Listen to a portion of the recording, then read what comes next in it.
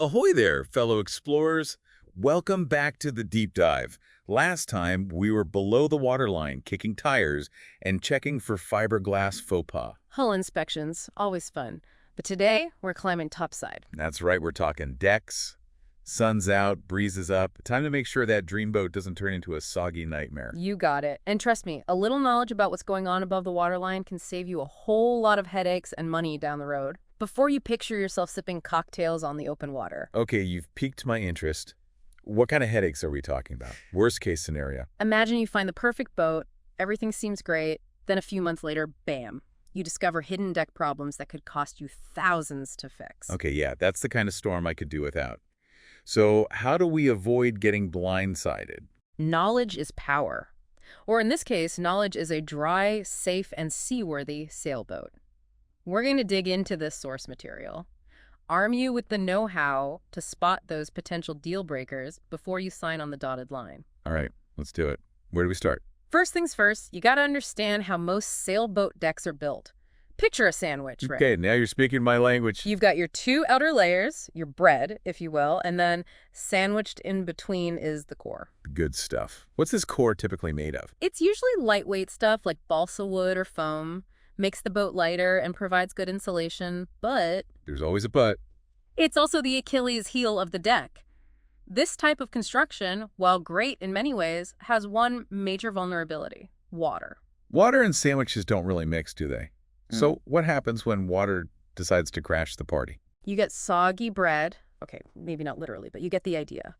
Water gets into that core material. It can start to rot. Those layers can separate. We call that delamination. And suddenly your deck is compromised. Sounds expensive. So we're looking at a minor leak turning into a major headache. You got it. A small leak might not seem like a big deal, but if it's been going on for a while and compromising that core, you're talking about major repairs down the line. Okay, that's definitely a mental image I could have done without soggy balsa wood. Is not my idea of a good time. So how do we make sure our dreamboat isn't hiding a soggy sandwich? That's where our source material comes in clutch. They've outlined some really simple, easy-to-follow techniques to check for those hidden weak points. And the best part is, you don't need any fancy equipment. All right, I'm intrigued.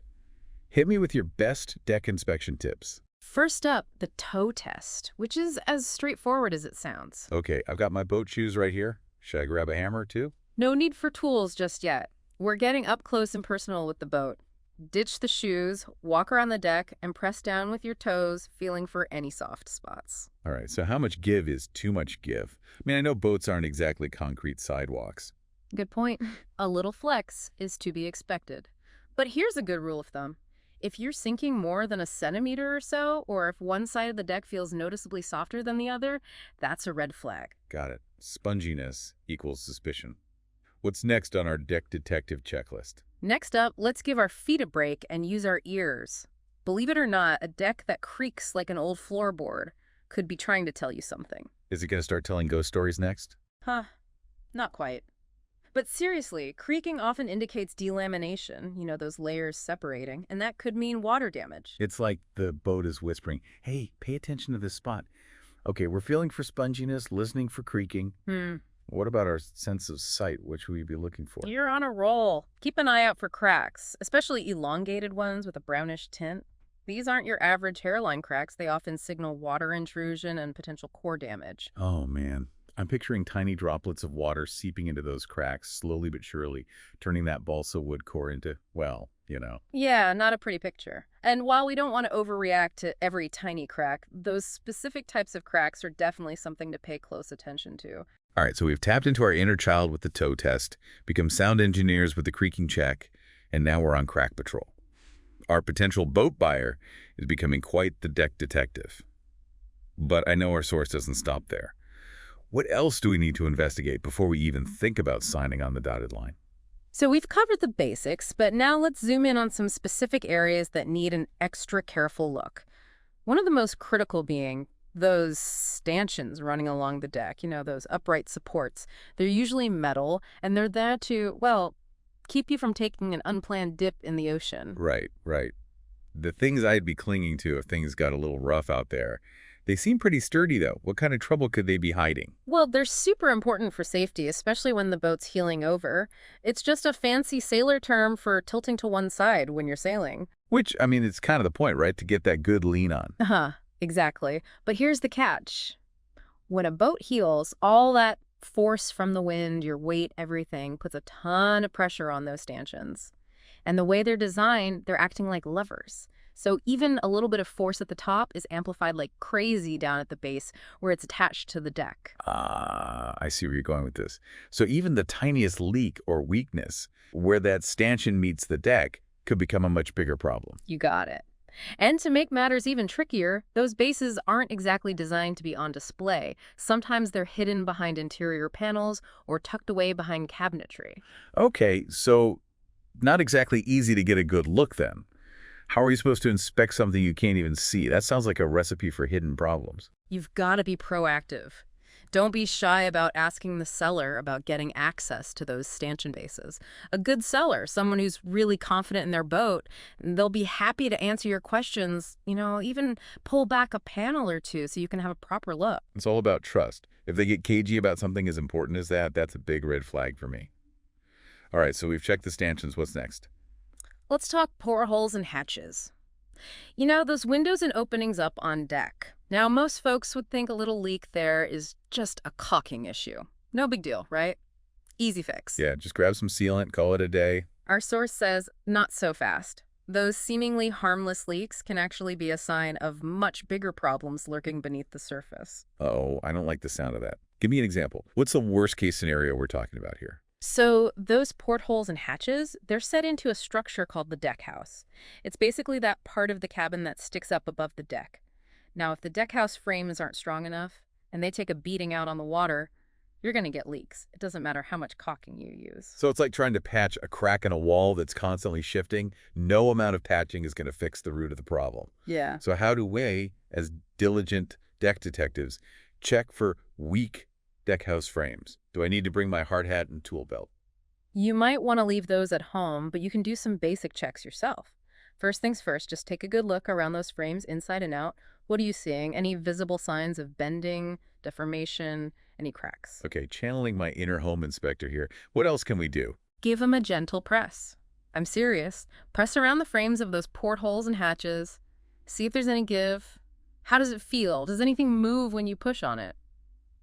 All right, so we're looking, we're feeling. Can I break out my trusty stethoscope and have a listen to? You're going to love this one. Time to grab a tool. And don't worry, I'm not talking about anything too heavy duty here. We're just going to do a little tapping. Oh, you mean like I'm checking for a secret passageway? Lead the way. Huh. I wish it were that exciting.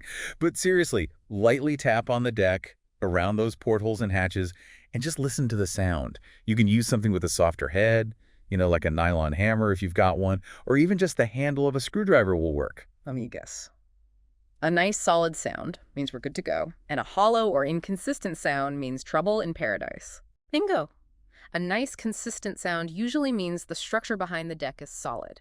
But if it sounds hollow or inconsistent, it could mean there's a void back there, which, more often than not, points to a problem, either with those frames we talked about or that core material. Got it. So if it sounds like a watermelon, run the other way. Okay, we've given everything a thorough once-over on the outside. We've poked, we've prodded. Time to head inside, maybe put the kettle on, and admire our potential purchase. Not so fast. Before we start measuring for curtains, remember what we said about those hidden problems. Even if everything looks great on the outside, there could be signs of trouble lurking below deck. You're right. Don't want any surprises creeping up on you later. Think of it like you wouldn't buy a house without checking the basement, right? Same goes for boats. Okay, point taken. So we're not off the hook with our detective work just yet. What should we be looking for when we head inside, especially around those portholes and hatches we just inspected? Think like a detective looking for water damage. Check the interior areas carefully. Any signs of, anything that shouldn't be there. Moisture, discoloration, or even worse, mold, mildew, that kind of thing. Yeah, I was going to say, this is where that keen sense of smell comes in handy. Even a faint, musty odor is a red flag in my book. Absolutely. Trust your senses. And don't be afraid to get a little, I guess you could say, hands-on. Open up those storage compartments, look under cushions, just to be sure. Got it. No detail is too small when it comes to sniffing out potential problems. Now, what about those hatches themselves? Are there any installation red flags we should be aware of? Our source mentions improper hatch installation being a common culprit for, you guessed it, leaks and other issues. Imagine the hatch is cut into the deck, right?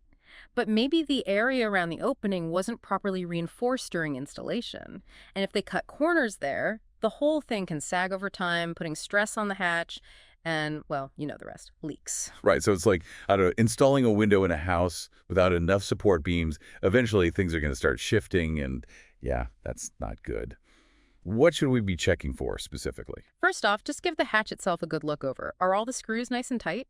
Or do they seem loose, stripped, like they've been moving around too much? You can even, give the hatch a little push and pull, see if there's any give, just like we did with the portholes. It sounds like the name of the game here is flexibility.